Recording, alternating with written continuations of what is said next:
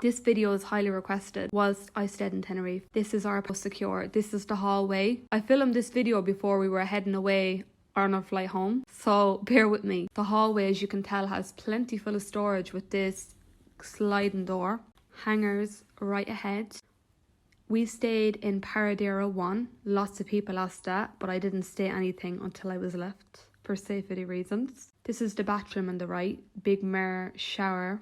The cleaners came in every second day. Everything was top. Like, I'm not even just saying it. Like, it was always clean, way up my street. Like, I was so pleased with my stay. This is the open living room space. 2 single beds. Hello. Don't mind if I do.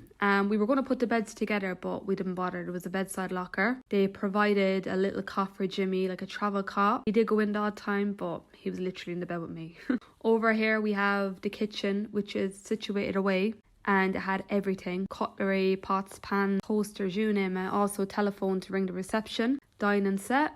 Fan, 2 fans. There was one, but I got another one because I couldn't breathe inside this place. One downfall, one only. Literally no aircon.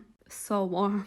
The beds were sleepable. I just went over the beds here and just kind of give them a fast run over because we were going home.